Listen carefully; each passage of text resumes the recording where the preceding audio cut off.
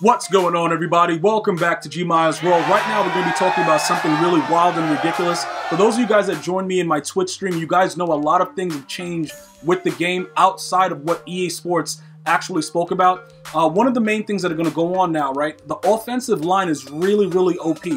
Okay, so you're going to notice a lot more traps that people are going to be running, and your defenders will just stand there and allow them to run the trap. You know, I don't know exactly what it is about it. There's a lot of other things that are tuned, but right now, for those of you guys that have been asking about the, you know, the predictable, well, unpredictable with edge threat, we're gonna go ahead and just say, look, we're done with the unpredictable. Because what happened is, I don't know if EA every day changes stuff, but what they do is once people speak about stuff, their full objective is to not make anything be too OP. And that's understandable, but the game itself doesn't make sense. So it forces us to do other things to kind of, you know, stay competitive. So within this video right now, what you're going to be taking a look at is, prior to whatever they've done, this is Edge Threat Elite and Edge Threat. Now, another thing that happened, I actually got Javon Curse, who was a speed rusher by archetype, and he absolutely sucks. So he'll be gone also. I'm going to talk to you guys about that later. You know, possibly tomorrow get something out about, you know, the differences between him and LT. It is a year of the power rushers. I don't know if you guys remember, in Madden 20, Brian Burns and guys like that, like the speed rushers, they were decent, but it's something about the power rushers. These guys are just animals no matter what happens, and it makes sense because they have the power rush, they have the finesse, they have everything that's needed to be really good. So it usually works out for them. So with this guy right here, this is Weekend League, as you guys can see. You know, this guy stayed for a long part of the game, so we were able to see a lot of the different things that I'm going to be talking about that I can actually make you guys visibly understand without just the clips. Typically, I try to give you guys clips because a lot of you guys are on the go. You watch the, you watch the videos on mobile. I don't want to be like, you know, dragging it out.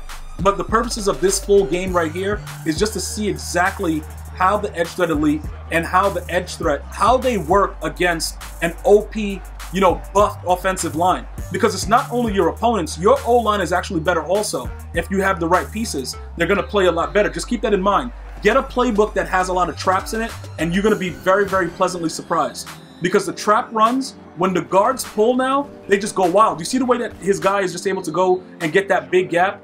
It doesn't matter how good your D-line is. It doesn't matter if you have inside stuff, but Edge Threat Elite, you see what happens there?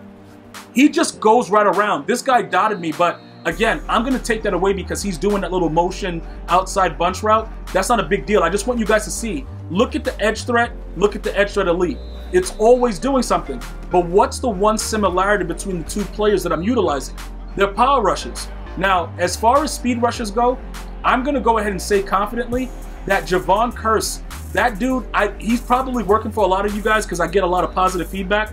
This is where it comes into where I'm like, all right, before I agree with you guys, I have to try the player out. So because those of you guys that are subscribed to me on GmiasWorld Gaming, you'll be able to see what happened to me after I added Javon Curse into the lineup. I won't need to explain it, but over here at GmiasWorld, we're going to go through some more stuff tomorrow about that speed rusher archetype, and I'm going to explain further what's actually going on with that. So that way it's more clear to you guys what's happening with the players that I use and why players stay longer than others, right? So that it makes a little bit more sense to you. So just long story short, Javon Curse's buttons, right?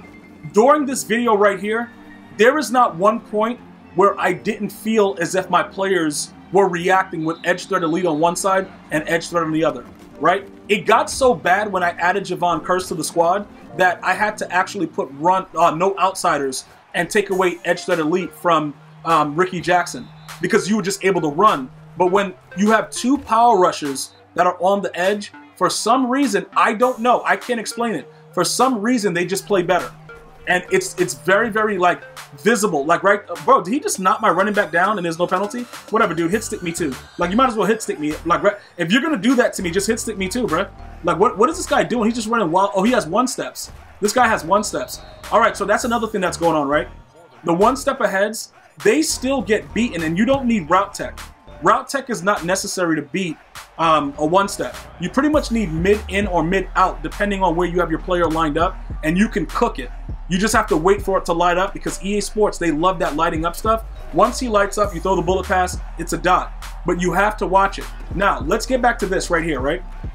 Right here, he wants to run this route so bad. He wants to run it so bad, that little tight end up and out route. Everybody sees it because what happens is, I'm just showing you guys he has deep route KO and the one step ahead's on the outside. I just wanted you guys to see that for the purposes of the dot that's about to get thrown or I'm about to get sacked. Whichever one, I'm gonna throw it away, whatever. But anyway, just understand, a lot of the players that you play, they see competitive Madden players play and they try to run the same exact thing. So when I run with certain routes, I know that this guy, he doesn't know what he's doing. So he's going to just go ahead and hit stick me right here. But again, he's going to go ahead and run the plays exactly the way that he saw somebody else run it. So that's his read. In certain cases like that, I urge you guys, just run. Trust your instinct with that with the user. Because this game could have got a lot more interesting if I don't pick that ball right there. And that is very, very important. And I wanted to make sure that I pointed that out to you guys. Also, we just cheated them so viciously because I just rolled over for like 30 minutes. It was really, really wild. Also, there's another thing that happened. Derrick Henry, for those of you guys that were asking about that, please stay away from that Derrick Henry card. That card is trash. I tried it out. You guys have a lot of stuff. Over at GmiasWorld Gaming, guys, just search it on YouTube if you're not already subscribed. You're going to enjoy today's video. Trust me when I tell you. Because we tried out Derrick Henry. That dude is buns. Now, that's the corner. It's like an out corner. When you motion a guy, you see it right there? Like he motions him out, he goes up a little bit, then he cuts to the outside. Well, we're gonna go ahead and pick that off right now, right? And what do? You just man it up. It's quick adjustments like that. When you see people running bunch, right? Bunch gives you a lot of opportunity to do stupid stuff, but only because you allow it. You have to just pretty much take away the first read, and if you're not sending pressure, you gotta take away the second read. And then you gotta just be there for the third. The biggest issue about bunch is when you oh, this guy's sending two. He's sending two and he wanted to get through. All right. The biggest issue about bunch is this. When you play somebody that really understands the concept of it, they will hitch route you all the way up the field. That's when it gets complex. Anything outside of that, it doesn't really matter or it doesn't apply. You know what I'm saying? It's really, really weird to try to explain it to you guys because I would have to, pretty much be live. And that's why I asked you guys to go ahead, follow me on Twitch. When I go live, you guys will see what's going on. You have to be able to see what's going on to get better at the game. It's not about one gimmick play or two gimmick plays. It's about understanding what your opponent is doing. So you see like how I set pressure right there? I know his read is to the left. So you see how I cut hard to the left and I send that edge pressure on a big nickel? I can tell what he's going to do. So I'll send it again because what did he just do? It doesn't look like he understands the pressure, so you start sending it. Some people will block more people though. They'll block 7 out of bunch and send out 3 routes. This guy's having a real good time doing what he's doing though. But you see right there, even with that play, he's rushing it. He's rushing the throw. And I know what he wants to do, so I'm going to keep sending pressure, right? And those are like the simplistic parts of the game. So that part itself, the only thing that's changed about that is the mere fact that EA Sports, the nano detection right now, it's so overpowered that if you blitz corners, they'll actually stop and, count 1 Mississippi, 2 Mississippi, and then go. That part they don't have in the patch notes. They just enhanced it. Because remember, earlier in the year, the corners didn't really get nano detected. It was just a D lineman. So if you ran 3-4 and stuff like that, and you were blitzing everybody, they would get nano detected. Now, the corners get nano detected. And what's scary about that is that in Madden 22, my prediction is that it's not going to go away. So it's only going to get worse. Now from the start, they'll probably just nano detect everybody. Also, you see how he's trying to run those little counters and traps and stuff? You're going to see a lot more differences when you go and watch the GmiasWorld Gaming video later from the Twitch stream. You'll see the difference with the power rushers. He just threw that right there, dude.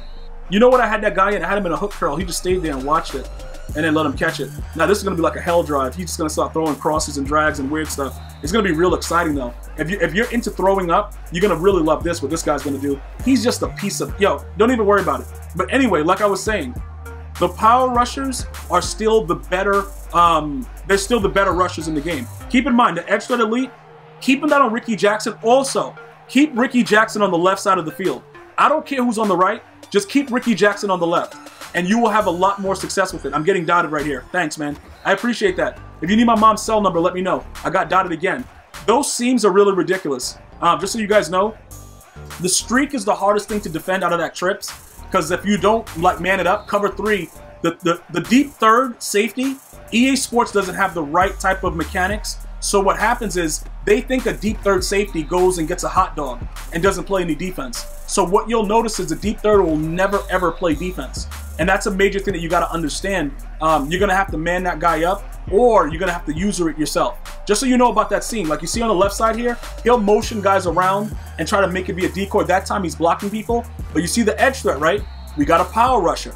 So a power rusher, you know, one edge threat elite. Primarily, I would like for you guys to have Ricky Jackson on the left side of the field, because he just eats crazy off the left. You see how he just keeps fighting right there? And he's getting that pressure? He's consistently moving on the left. I tried him on the right during the live stream. It wasn't the same thing. It absolutely sucked, to be honest. He just really threw that. This guy is really weird, dude. But it doesn't matter. We used him as a test subject to kind of figure out what was going on, and it worked out for, yeah, throw the dot, just throw it, don't worry about it. Everybody just standing around, just throw the dot right there. And here we go, give me that!